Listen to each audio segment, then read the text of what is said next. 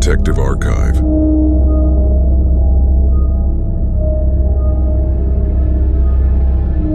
In 1982, a bizarre series of deaths occurred in Chicago that caused many drug makers to take a new look at the packaging they sold their drugs in. It all started on September 29 in Elk Grove Village, located near the city of Chicago.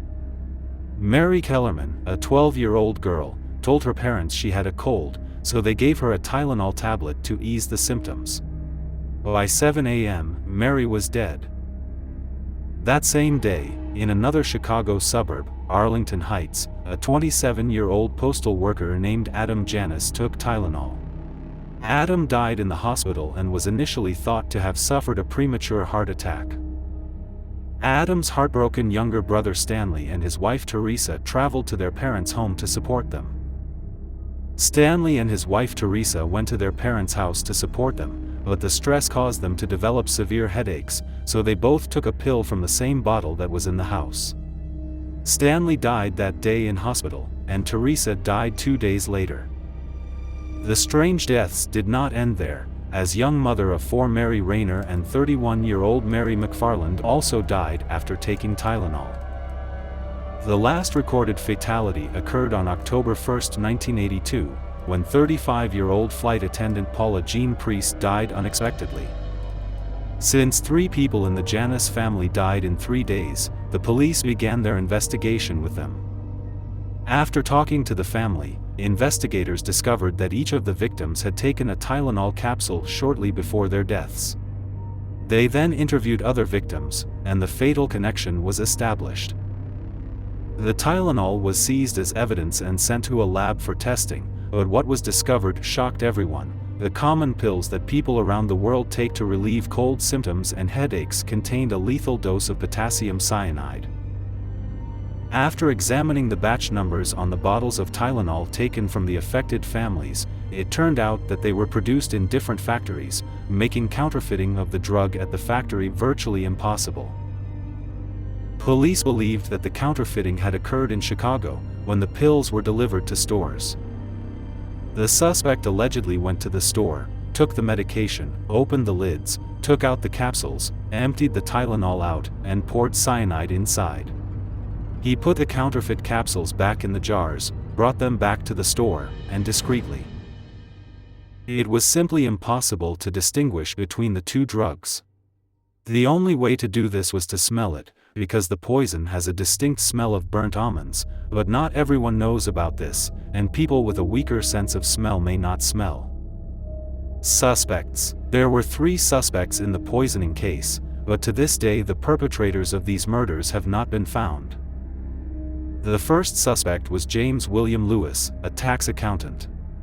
This man raised the most questions and was the main suspect in the case, because just a few weeks after the Tylenol deaths, he sent a letter to Johnson & Johnson demanding that they transfer him $1 million in exchange for stopping the poisonings. Allegedly, he even told where to find the poison pills. However, the company reported the extortionist to the FBI. They found him by fingerprints on the letter. The second suspect is Theodore Kaczynski, an American mathematician, former professor at the University of California, Berkeley, and terrorist. Kaczynski was an absolute genius. Many called him a child prodigy, but he was also insane. From 1978 to 1995, he mailed 16 packages with bombs, targeting universities and airlines. 3 people died as a result of the attacks. The main reason why he was suspected was that Ted was from Chicago, as well as his manifesto, Industrial Society and Its Future, sent to the New York Times in 1995. In the manifesto, he writes about how technology giants are taking over people's lives and poisoning the environment. However, no connection was found between the terrorist and the poisonings. He is currently serving a life sentence in prison.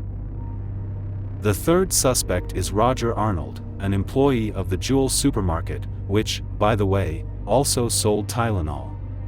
After the mysterious deaths, Roger told a story about a cyanide murder at a local bar. One of the bar patrons reported the man to the police, and he was called in for questioning. No evidence was found, but due to the media attention, Roger had a nervous breakdown, and he decided to take revenge on the informer. Roger Arnold came to the bar and shot an innocent guy, whom he believed to be the informer.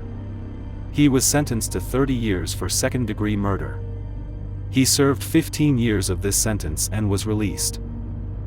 In addition to the main criminals, the police were especially concerned about copycats, people who began to kill in a similar way, by replacing the contents of Tylenol cans. In total, 270 cases of such crimes were recorded in the United States in a month. Most often poisonings were within the family. The pills were mixed with everything from rat poison to hydrochloric acid. Some copycats expanded their creativity to the point of stuffing candies with sharp pins on Halloween.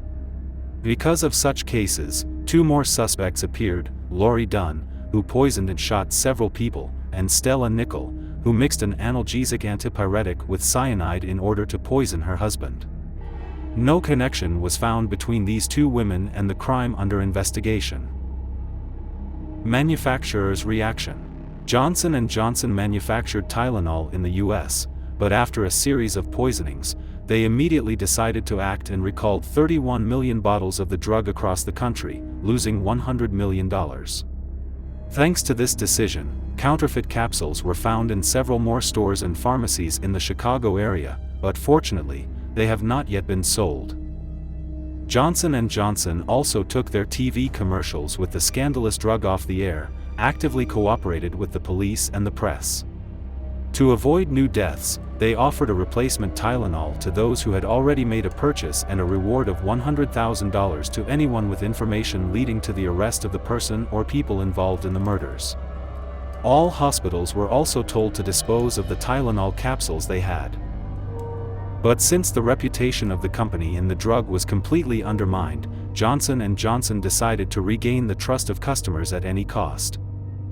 The company reduced the price of the product and instead of capsules, which could previously be easily opened, began to produce caplets. Johnson & Johnson also developed new methods of protecting products, including a foil seal and a film that covered the lid. These methods of protection made it obvious to the buyer that the product had not been opened. Soon, this type of packaging was adopted by many other manufacturers of drugs, household chemicals, personal hygiene products and cosmetics. Johnson & Johnson returned to normal sales figures within a year, and the way it responded is today considered an exemplary example of how to overcome a crisis.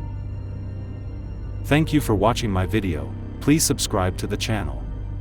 See you in the next video.